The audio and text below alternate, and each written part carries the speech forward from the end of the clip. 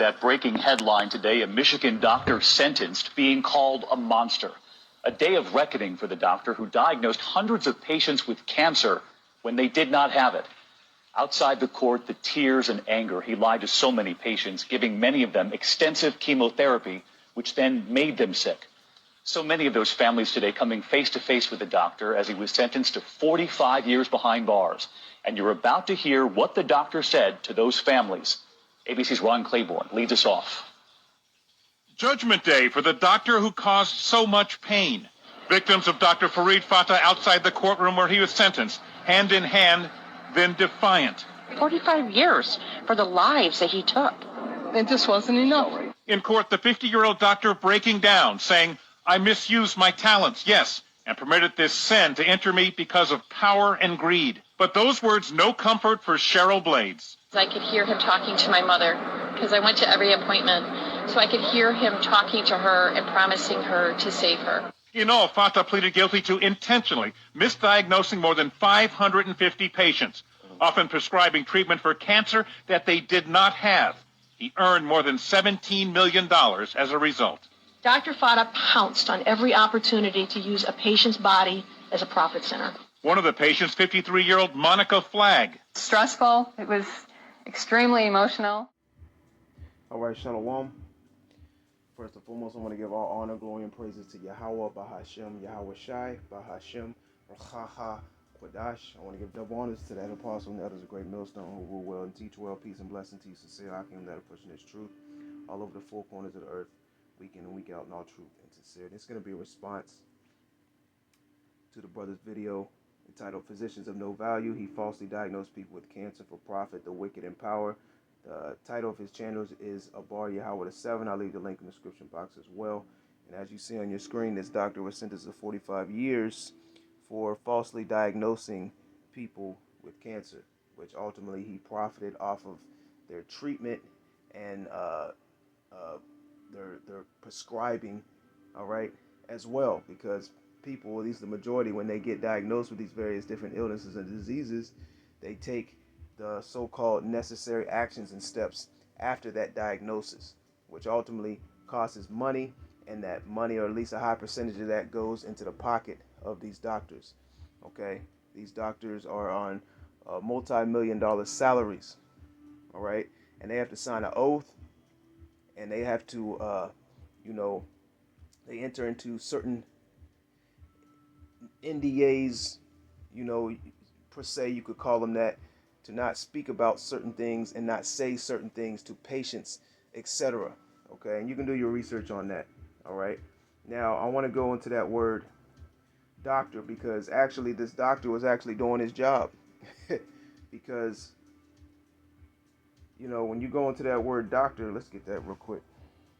When you go into that word doctor and you look it up in the etymology, it says sense of alter, disguise for the purpose of deception, falsify. So this is exactly what he was doing. So he was doing his job. He was falsifying information. He was telling people that they had something that they didn't.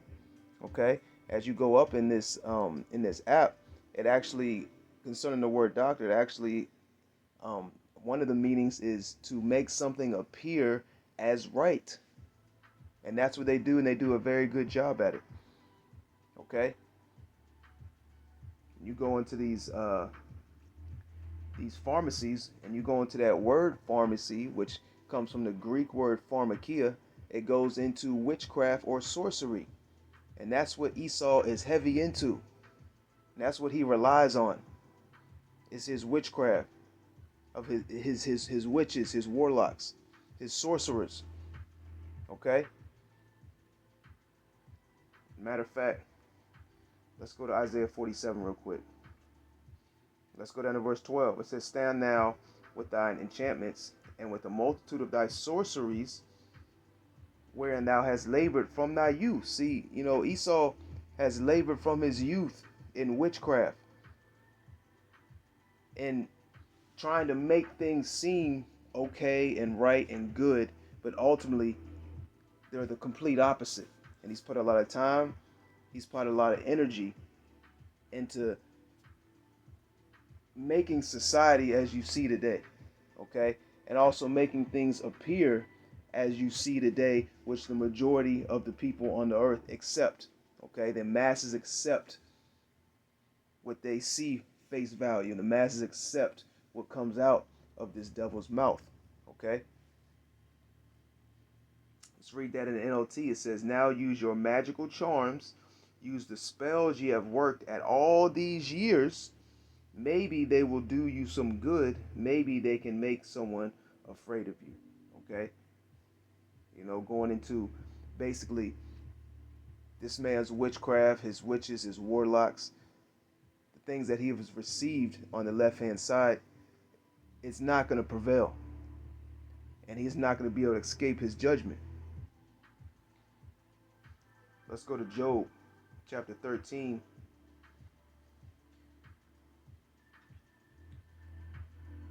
And let's go down to verse 4. It says, "But ye are forgers of lies, ye are all physicians of no value." And I want to read that in NLT. It says, "As for you, you smear me with lies. As physicians, you are worthless quacks." All right? And you try to tell our people, what's really going on in these hospitals, amongst these doctors, amongst, big pharmacy, etc. And they'll look at you like you got two heads. Okay? Because we were all brought up and taught that when you get sick, you go to the doctor. When you get this, when you get that, you take this. You go to this place, you go to this facility. All right? We were not taught, or we weren't brought up in, or at least the majority of us are not, in using the herbs, use the medicines from the earth. Okay? And we really weren't taught health and really how to be healthy. Now, in this captivity and under the rulership of these devils, it's very, very hard, to stay healthy per se, but, we do it to the best of our ability, okay? But the one thing is that the majority of you so-called Negroes, Latinos, and Native Americans, you put your trust in Esau, Edom, okay? And who knows how many people, got deleted from this man's practices, okay? From being told that you have cancer, but you don't really have cancer. So you proceed with the treatment, because ultimately you dying is really not contingent off of you just receiving a decree that you have something. It's the actions that take place after that. All right? You get diagnosed with cancer, and these people, oh my God, I have cancer. Oh no, what do I do next? Well, you got to go through chemotherapy. Well, you got to take this medicine. You got to get this prescription. Now you got to do this. To the point where, you done lost all your fighting blood cells. You done lost most of your weight. You done lost the majority of your hair. Your immune system is completely depleted. And you're sitting in the hospital looking crazy, trying to get cured from something that you never had. And we can't say much in these videos, because they'll take them down. And I'm not a doctor, and I'm not giving any type of medical advice. We read that again. It says, "As for you, you smear me with lies. As physicians, you are worthless quacks."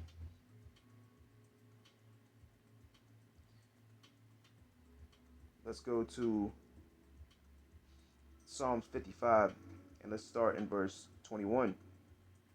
It says, "The words of his mouth were smoother than butter, but war was in his heart. His words were softer than oil, yet were they drawn swords." Yeah. He tells you smooth words. Everything's going to be okay. Everything's going to be all right. You just have this, but we have the best treatment. You're at the best facility in this particular state. We have a good track record. We have a good report. We have the best facilities. We have the best care, the best doctors, the best nurses. Okay?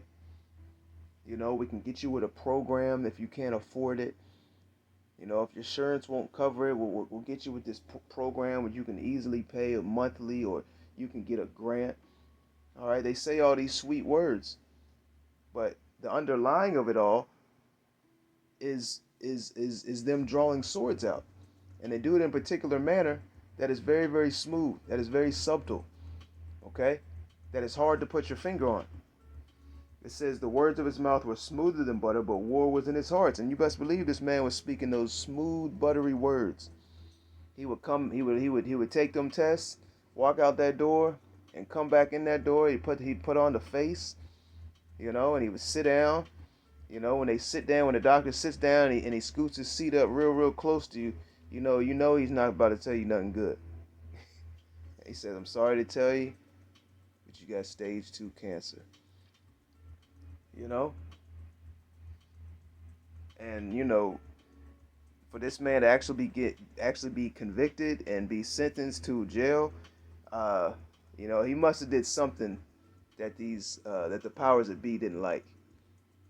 For them to throw this man under the bus like that and put him, on the forefront for these things that he's done in his practice. Okay, because you don't see that too often. Usually these things are hidden or not spoken about at all, because there's definitely an agenda going out concerning these issues. All right. Now let's go to Sirach.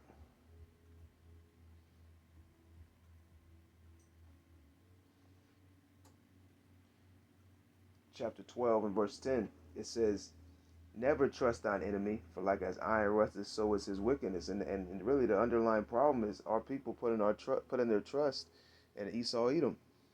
It says, "Though he humble himself and go crouching, yet take good heed and beware of him. And thou shalt be unto him as if thou hast wiped a looking glass, and thou shalt know that his rust hath not been altogether wiped away." Yeah, this is the same devil. This is the same serpent.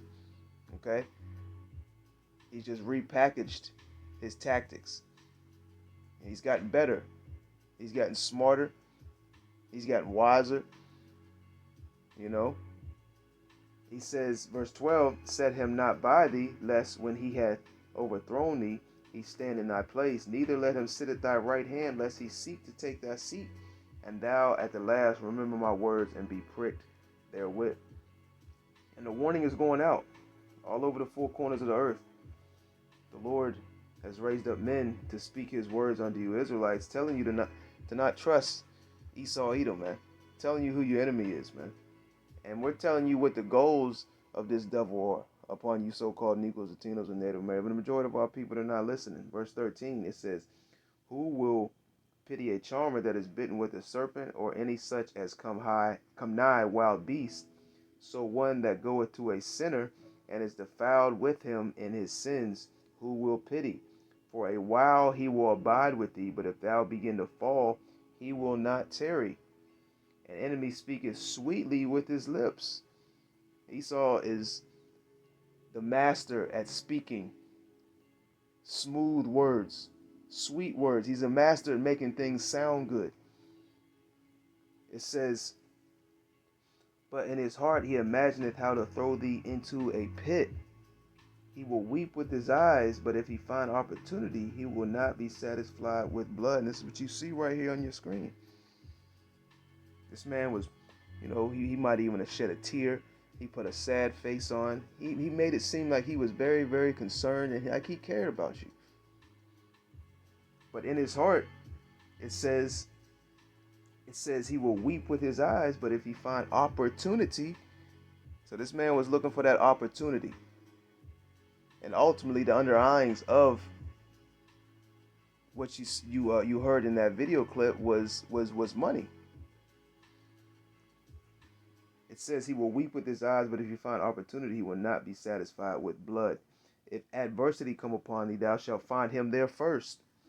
And though he pretend to help thee, yet shall he undermine thee.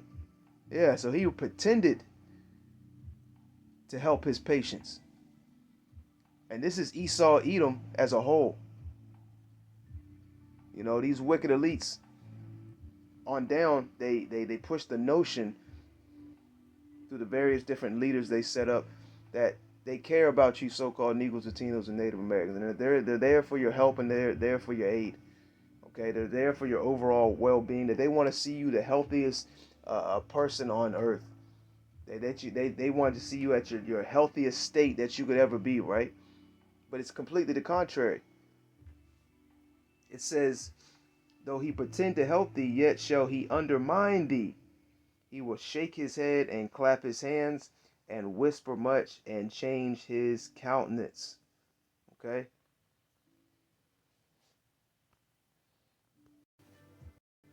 Let's close out in the book of Lamentations chapter 4.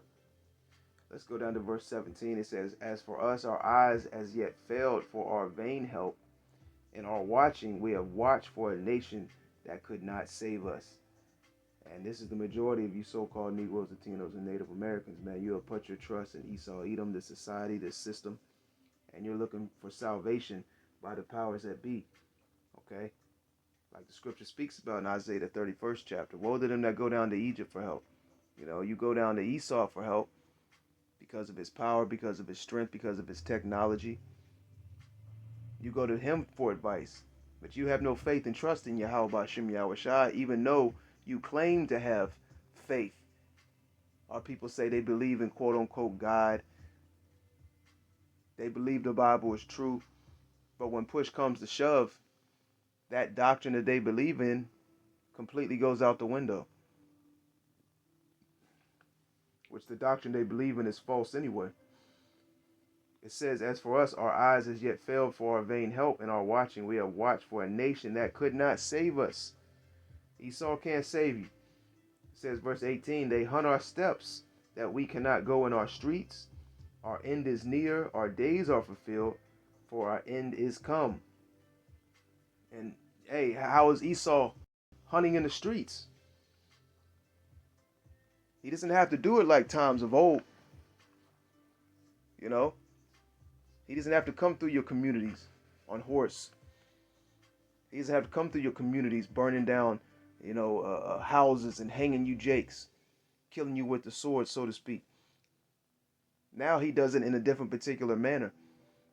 He has it set up where you come straight before him.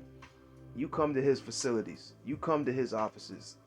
You take his, his potions willingly.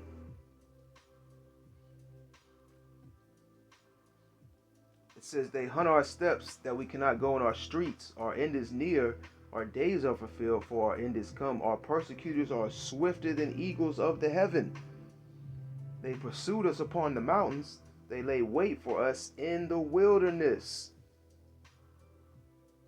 And this is what Esau Edom is doing, man. He knows that you so-called Negroes, Latinos, and Native Americans are the biblical Israelites. And he's going to do anything and everything to destroy you. And ultimately, this is Yahweh Ba'Shem Yahweh Shai. These people's lives that were taken in this whole scam, scheme, whatever you want to call it with this doctor, ultimately that was judgment of Yahweh Ba'Shem Yahweh Shai. Okay? And, you got to ask yourself, this man has been doing this for so long, and he was caught, for whatever the case, he was actually brought up on charges. I don't know the full details of the situation, but just imagine how much and how long this has gone on. Okay? And this was common, when Jake was in, coming out of hardcore slavery. Okay? This was common for Jake to not want to go to these different particular facilities because of, the outcomes of it. Esau would take advantage of Jake, and Esau would also do all types of testing on Jake for various different experiments and new medical practices to be used in the future, man. Jake, you've always been the guinea pigs. You've always been the test subjects. All right? For some reason, our people think that this devil has had a change of heart, that he's switched up. Now he's all of a sudden, a new creature. He's the good guy. This is the same devil, man, and he hasn't changed. He's gotten worse. Lord willing, that was edifying. To the next time, Shalom.